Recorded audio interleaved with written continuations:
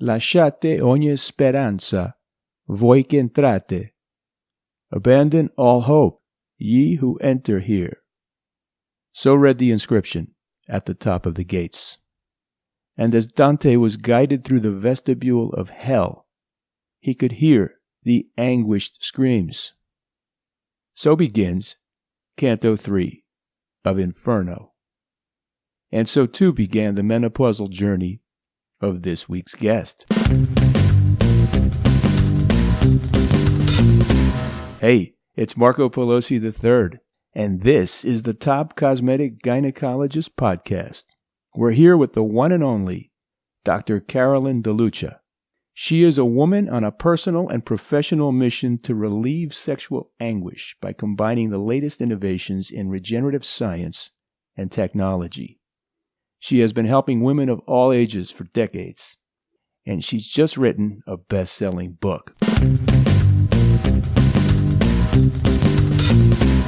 I did not have children to have a nanny raise them. That is my favorite line from a new book called Ultimate Intimacy, The Revolutionary Science of Female Sexual Health. Today we have the author of that book, my good friend Dr. Carolyn DeLucia, who is an obstetrician gynecologist and a cosmetic gynecologist who practices in New York and New Jersey. Carolyn, it's a pleasure to have you here, and I'm glad you were able to make it. Thank you. I am super honored to be here, Marco. You have been my mentor, even though I think you're 10 years younger than me, but you have been my mentor since you were in diapers, and your dad before you. So I am so honored to be with you today. Now, listen. I've known you for years, and over the past few months, up pops you on my Facebook feeds and pretty much everywhere else with a brand new book. So let's just start with that. What got you into the book business, into writing? All right. Well, I'll tell you, I started into the field of regenerative gynecology, restorative gynecology back about 6 years ago when I was fortunate enough to have a representative walk into my office sharing a new laser that would, he used the words, rejuvenate the vagina. And I told him to turn around and not let the door hit him in the keister. So he almost left, and he humbled himself and said, no, I think this could really help women. Listen to me.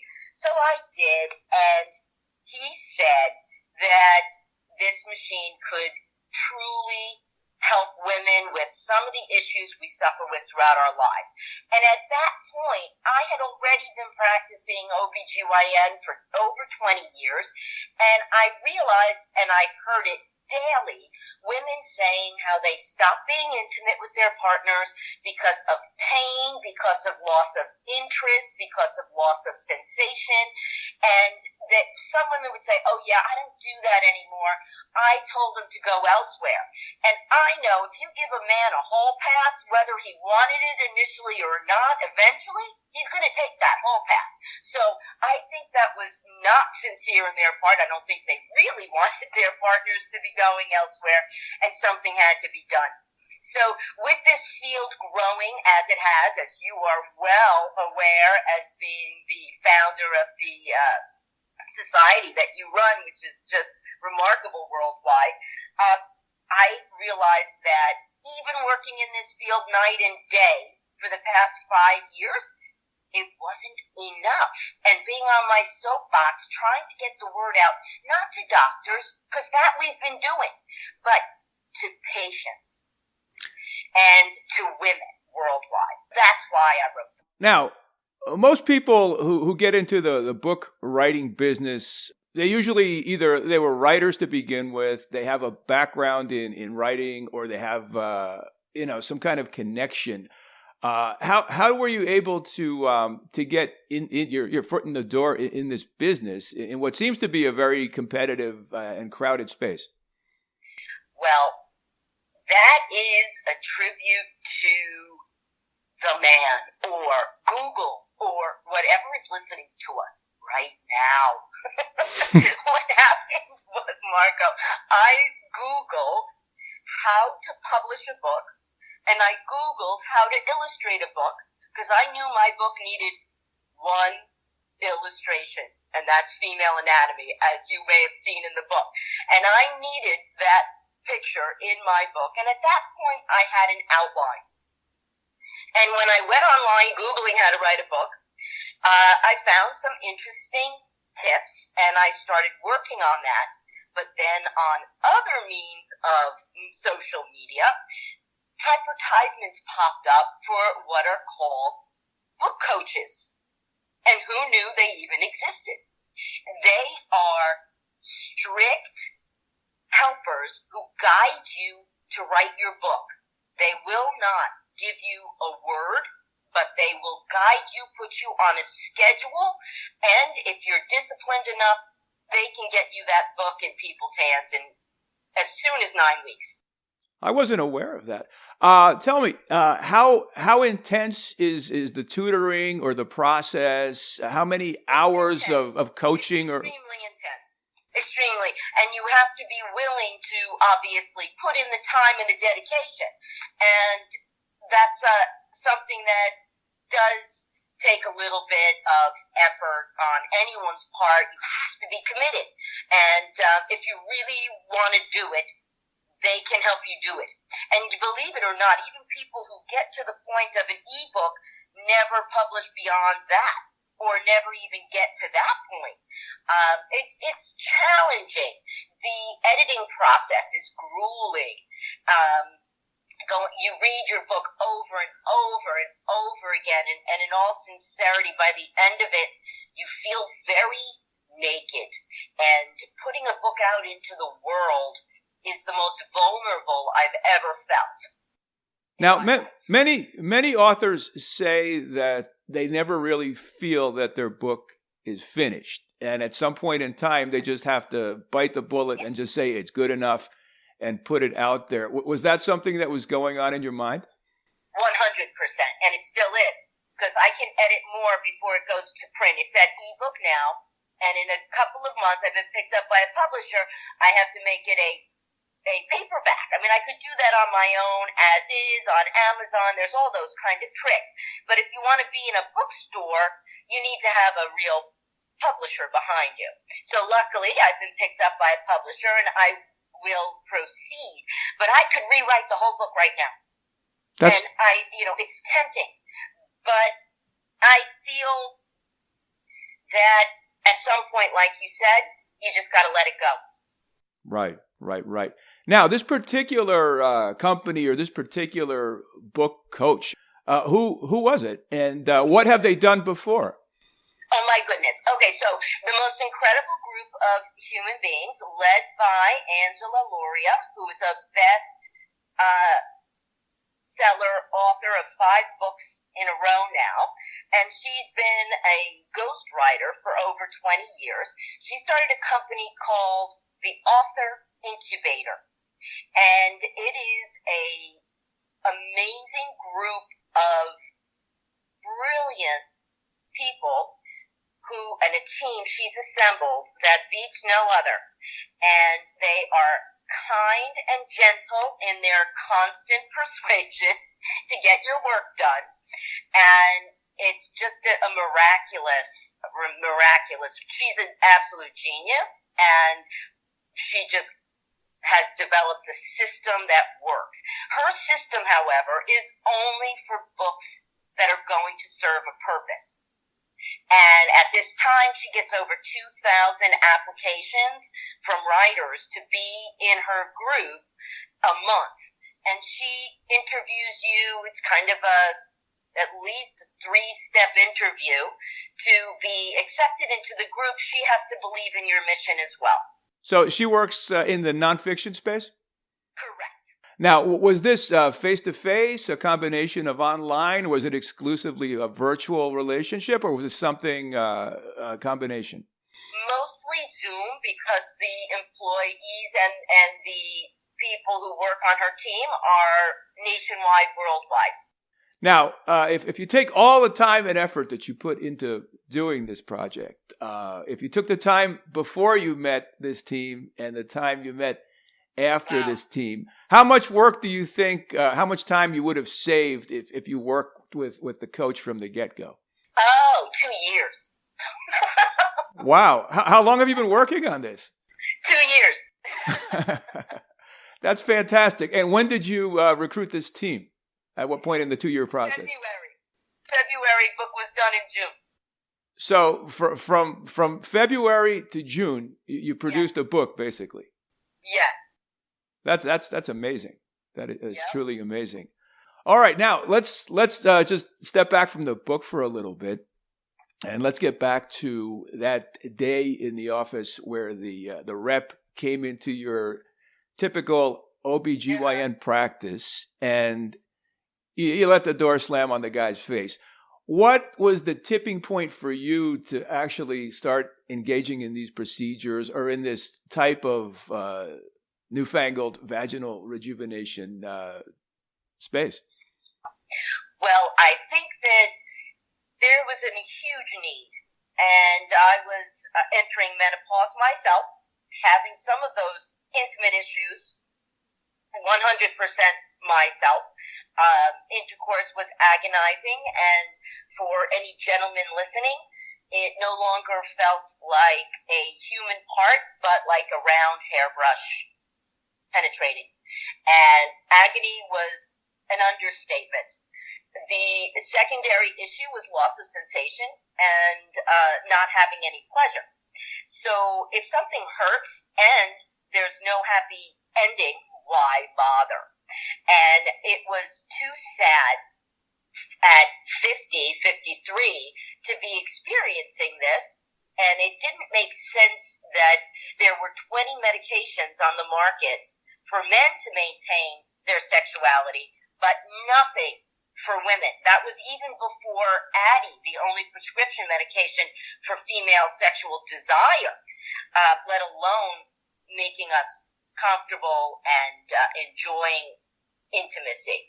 So with that, when he walked in and said that a friend had suggested he speak to me, I opened my ears and my heart and realized this was something that absolutely needed to be done. And I never looked back. It's been a wonderful experience, and I remember, honest to God, even 10 years before that, I remember patients, and they were usually young girls, coming in with a self-esteem issue about the external appearance and function of their external genitalia. And the only doctors that I would refer to have this corrected before I got trained were you and your dad. And I sent so many patients up your way. And that was for the external cosmetic portion of it, but that's still functional. And then this gentleman walked in, and I said, this is something we need to pay attention to.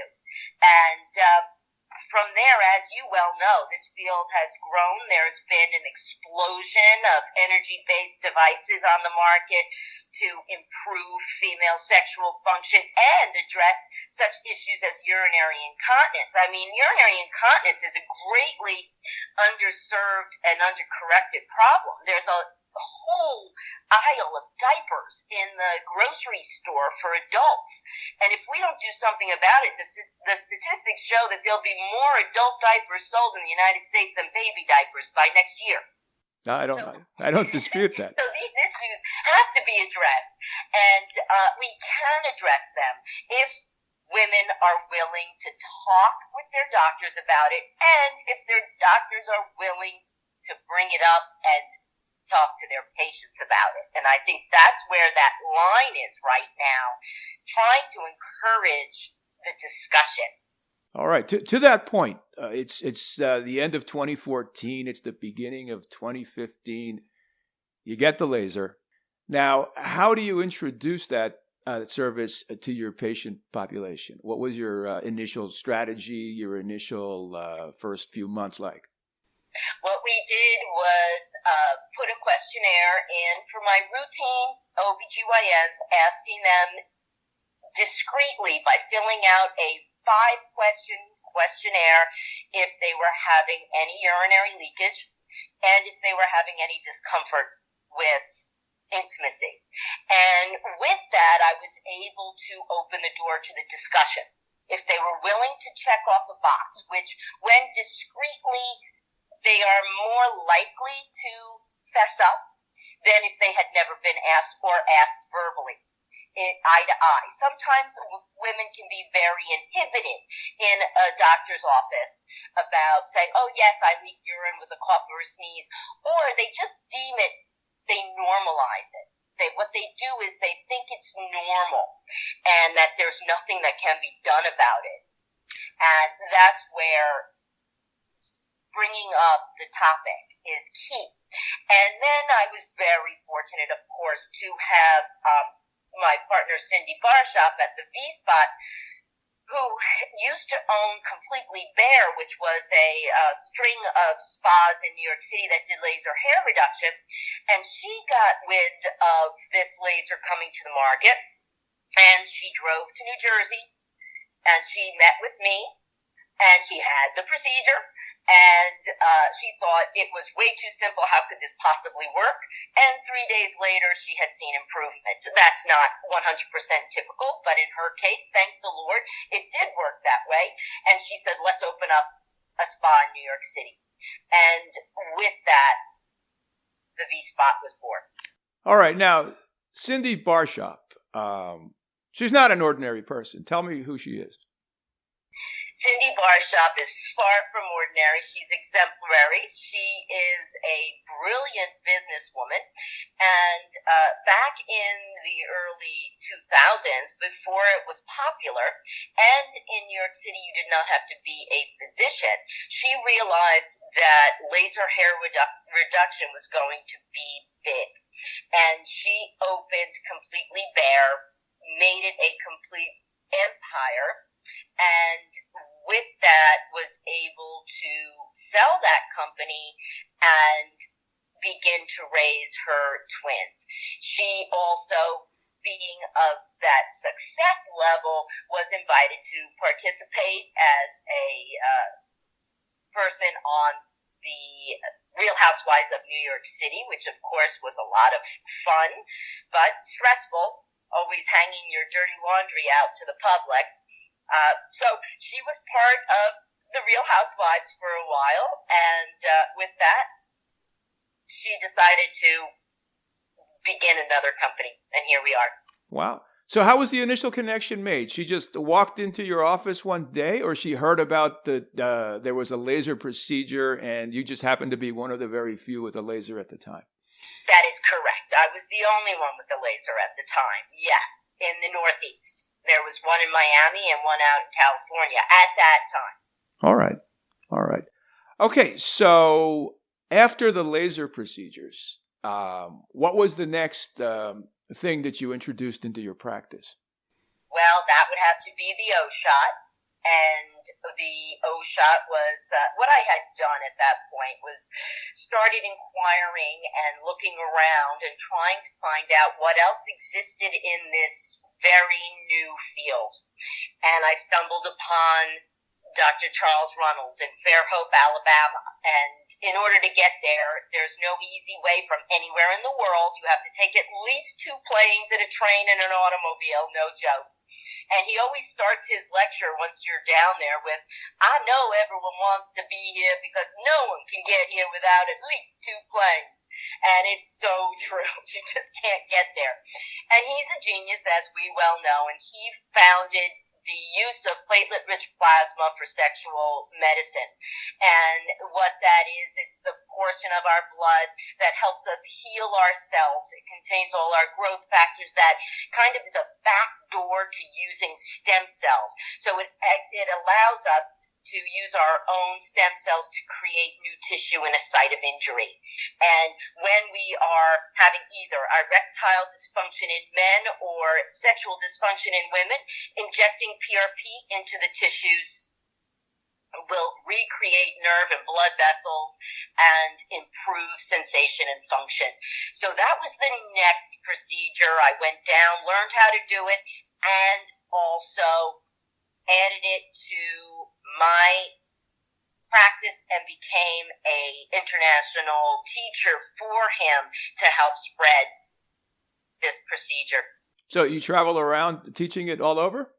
Yes, indeed. What are some of the places? Where are some of the places you've gone to teach this procedure? I have taught this procedure in Dubai on several occasions, and Dubai is an interesting place, as we all know, but in medicine, it is an incredible melting pot of medical education, and people come from all over. A lot of Americans would never dream that and realize that the Middle East is only 6 to 8 hours away from any European city, and therefore a lot of Europeans will go there for medical education. It's a fun vacation spot as well as a location for medical education worldwide. And it's a great place for the Middle East and Asia, obviously. So it's only 4 hours from India. And that was one of the first places that I started teaching for those reasons.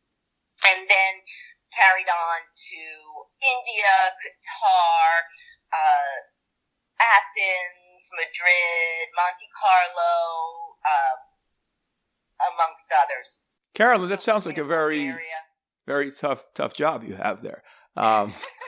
Very rewarding, I'm sure. Now, I was reading the book last night, and there were some passages there that you could tell these are written from your experience. It wasn't just recanting a patient's experience. So I'm going to read the one that hit me. Imagine being able to relax and accept the advances of your partner. Imagine not feeling pain, but instead feeling pleasure better than you thought possible. The result of healthy, intimate relationships has a ripple effect on the rest of your life. The calming effect of sexual pleasure improves rest.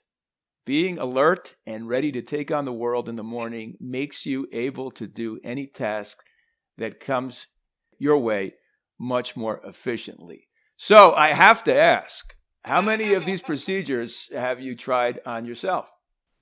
I have tried every single one of them. I am always the first guinea pig. And I have brought nothing into my practice that hasn't made a difference in my own life. So one of the major results from having used the CO2 laser was an improvement in a very natural sense of arousal and lubrication, to be very frank. Again, going from the hairbrush back to, he's doing something right. So, and in all sincerity. And that made me realize that this was doing more than even our standard of care for the treatment of vaginal atrophy, which is a local estrogen or DHEA. With the application of vaginal estrogen, we will get some satisfactory changes. However, as a physician and as a human, the use of local estrogen has to be balanced with not becoming systemic, because we know once it becomes systemic, we have to worry about effects on the endometrial lining. So the dosages we are using are truly suboptimal, and were not enough to reverse atrophy in myself or in many of my patients. It makes it tolerable. That's what our local estrogens do. It makes it tolerable. Yet the laser made it feel like I was 20 again. So are you referring to the vaginal microdose estrogens or the systemic, Yes. the microdose? So those are the ones that you were trying or your patients were trying and you were seeing tolerance rather than better performance. Correct. That's a great point because I'm sure many women are prescribed these on a daily basis and many doctors are prescribing them on a daily basis and thinking, but they're not getting the feedback on that level because I don't think they have the opportunity to sit down for an hour and just talk about it with their patients. Correct. All right. So which one of these things would you say had the biggest shock factor for you, biggest impact? Would you say was this is definitely a good, positive change that I like? Well, different areas, different problems, different solutions. So I think that the laser had amazing impact for the full treatment of the full length of the vagina for lubrication and elasticity. When it came to sensation, there's nothing better than the O-Shot and or PRP, and when it comes to, I'll tell you, external genitalia, there are two things that happen. One is that we lose padding. As women age, we lose fat in the labia majora, which are the large lips on the outside, and fat transfers to the mons pubis, or the fat above the pubic bone. With that, there's less of a comfort or a bumper during intimacy, which, believe it or not, makes a difference. And I'm going to speak from personal experience. Once again, I am a cyclist. That's my favorite form of exercise. I ride a bike quite frequently, spin if I can't be outside. And with the loss of that padding over time, which just happens with natural aging, I was uncomfortable. And with the fat transfer plus PRP or just PRP, the results were huge. Much more comfortable with intimacy and much more comfortable when it came to my exercise. That's great. That's something we don't hear about in the purely aesthetic space. We do things more or less for appearance sake, but to hear that the cushion is actually a real benefit just adds to the reasons that women might want to undergo these procedures.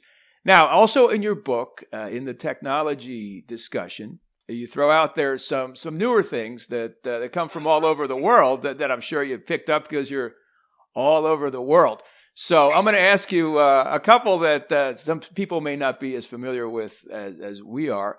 Let's start with carboxytherapy. Tell me about carboxytherapy, how you found out about it, what it is, how you use it, and the whole package. Okay, so carboxytherapy is actually carbon dioxide gas with a little needle that is placed under the skin very superficially. It can be placed in a scar, and it can be used intravaginally underneath the tissues in the opening of the vagina, the full length of the vagina. And what it actually does is increase oxygenation. I know that sounds weird, but adding the carbon dioxide actually stimulates oxygen in the tissues, which will increase the quality of the tissue, increase blood flow. So we have an expert in Portugal who speaks all over the world, our dear friend Isabel, and she is unbelievable in spreading this technology. The interesting factor here with CO2, however, is that it does involve a needle, and women are a little squeamish about that in our private areas. And I will add that there are some products coming out that are in the pipeline that may just act like carboxytherapy with a topical agent. Now, is carboxytherapy ever given with a topical anesthetic, or it's not really effective? You could give that a try. Some of the discomfort is from the needle sticks. Some of it is from the expansion under the tissue. And that, unfortunately, is a little harder to accomplish in numbing. I see. All right, let's go to another one. LED light therapy. Now, LED is a regular light that you see. I have LED lights on my car and LED lights all over the house. So how are LED lights used in this area of the body?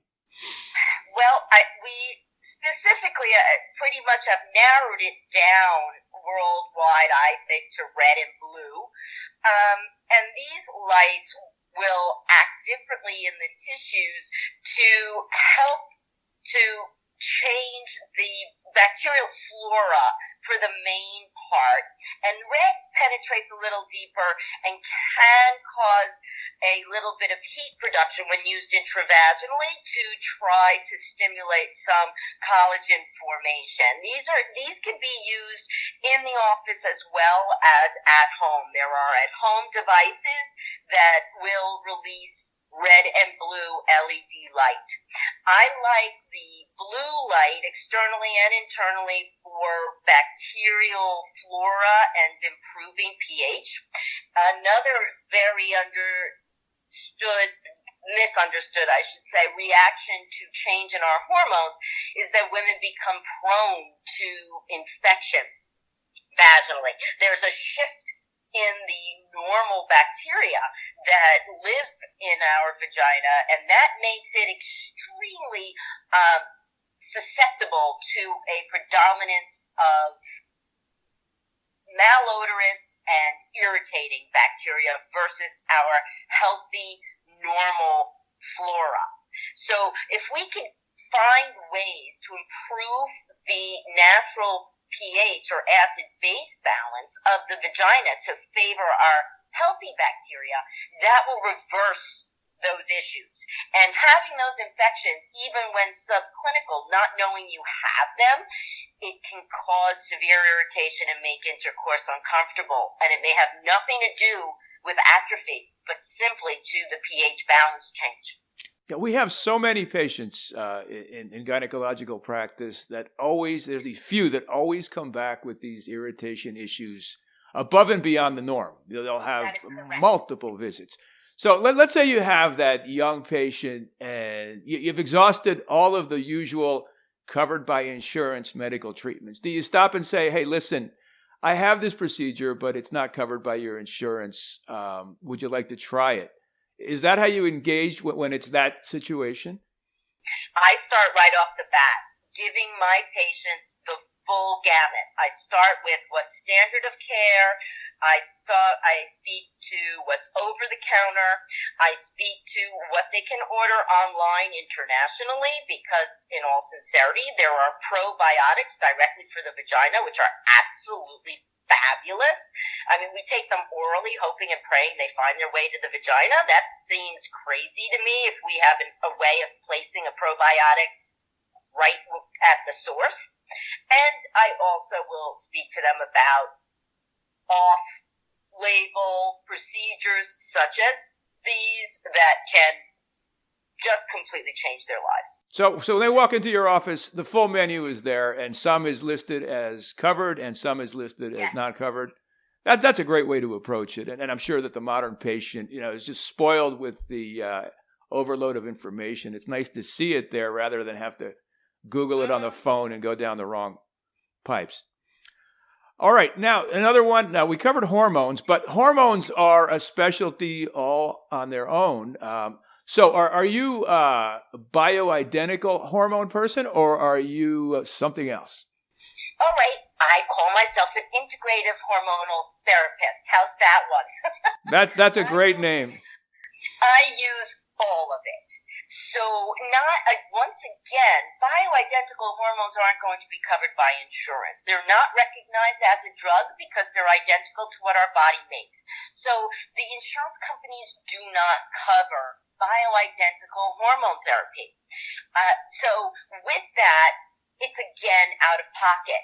And I offer my patients the standard of care, the full gamut, what they can try over the counter, what they can try pharmaceutical wise, and results they can expect from that, as well as going to a full anti-aging approach, which is the way I look at bioidentical hormones. It's not simply about returning to function. It's more about a attitude about optimizing our aging health. Our grandchildren, if our children have a baby today, their life expectancy is 120. We are living to 100 every day. I know I'm going to live to 100. I know you're going to live to 100. Our lifestyle is going to permit that, and we won't have it any other way. And it's a matter of making 100 look a little better than it does right now. We don't want to be sustained by medications that we have to take daily just to keep our heart ticking and our kidneys functioning. We want to prevent those diseases from occurring. And to do that, we have to tweak a little bit of the parameters we follow on a daily basis. Our cholesterol levels, our thyroid function, maintaining our hormonal milieu, as well as vitamin D, B12. We look at it all. All right. Well, another technology, this is the last one on the technologies before we get into your background, is the newest, the electromagnetic devices that have come onto the market starting about 2 or 3 years ago, and now it seem to be more companies are coming in. So tell me about what they call HIFEM, first what it stands for, and then tell me all about your experience with HIFEM. High intensity focused electromagnetic energy. It is a device for, specifically this device in OBGYN is used for redeveloping the pelvic floor muscles. As an OBGYN, ever since we left training, OBGYNs will tell you, Kegel, Kegel, Kegel, Kegel. And what that means is tightening all those pelvic floor muscles to keep them in optimal shape. The ideal protocol that we were taught in residency is to have our patients do 100 Kegels a day. I, as a woman, have never done that. I'm the first to admit it. I'm way out there with my patients as far as honesty and sharing, and I've never succeeded to do that ever in my life. It's a lot of work, and it just doesn't happen, and I'm not the only one. The only time every woman listening to this podcast just Kegeled because we said the word. That's when women Kegel. So it's very rare that women are disciplined enough to do enough Kegel exercises to maintain those pelvic floor muscles. And once we've had children, there's such a weakness in those muscles, and just over time, not engaging them, unless you're really into yoga and Pilates, most women are not engaging those muscles adequately or efficiently. So this technology has brought another layer of therapy for us to improve in urinary continence. And just serendipitously, on a personal note and on anecdotal note, it has improved the intensity of orgasm by improving the tone of the muscle and blood flow to the area. And with that, we're running a study nationwide about sexual satisfaction with the use of this technology. But it's FDA approved specifically for the treatment of urinary incontinence in both men and women.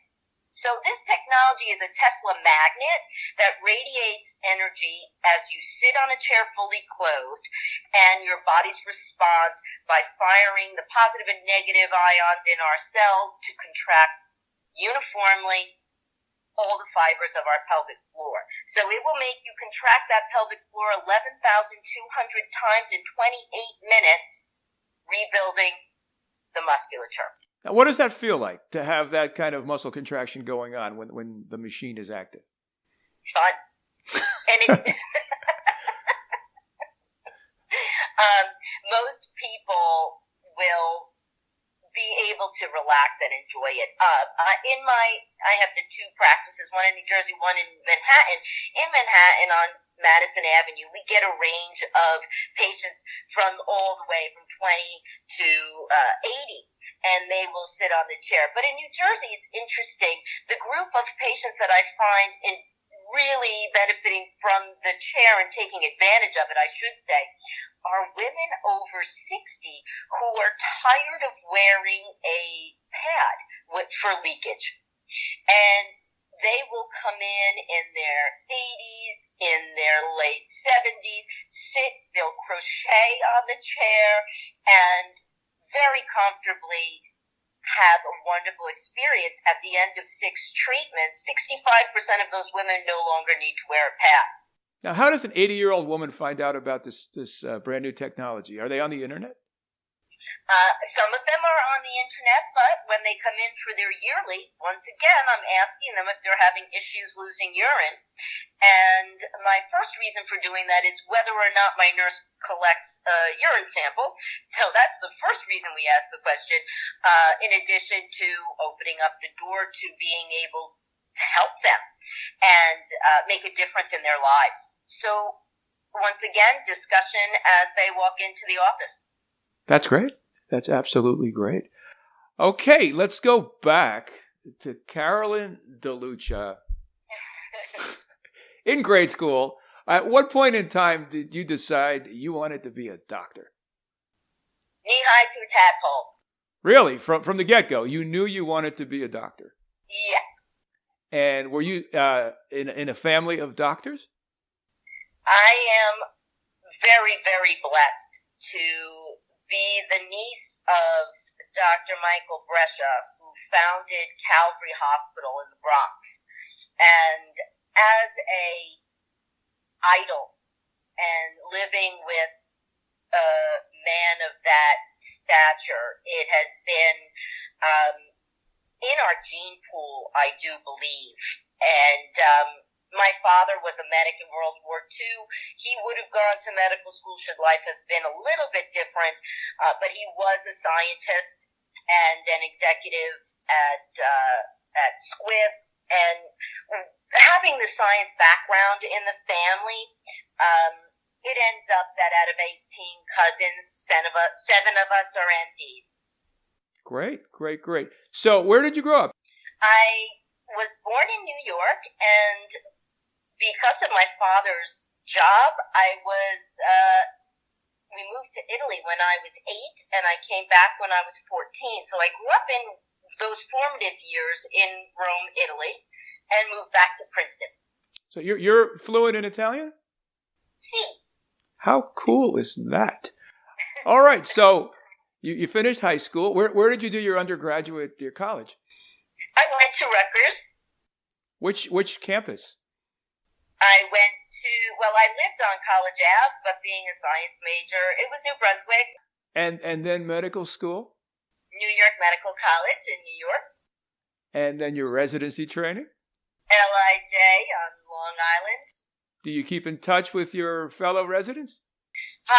Just a couple. Those that became sisters and brothers. Now, your husband is a doctor. Is that correct? My ex-husband is, yes, a neonatologist. And your children, are they interested in the medical field? My children are the envy of the free world, if I may say so myself. They're my true footprint on this earth. My eldest daughter, Cynthia, is a resident in pediatrics at a hospital called Rainbow Babies in Cleveland, and her goal is to go into pediatric intensive care. And my youngest daughter is Victoria, and she's a second-year medical student at University of Pennsylvania. That's fantastic. Congratulations to you. Thank you. Well, listen, I think we've hit all the bases, every point I wanted to hit. I think that people listening to this have an earful to digest. And for the people that want to reach out to you, what is the most convenient way to reach you? I would say most convenient way would be to visit our website at vspot.medispa.com or vivarejuvenationcenter.com. And they can email. There's ways to put in their info for contact, and we will certainly get back to them. All right. Well, I'm going to add all of that information to the show notes. Again, thank you so much, and good luck with the book, and keep rocking. Thank you. You too. Bye now. Bye. Share this podcast and this website and this blog with the people in your life who you feel would benefit from this information.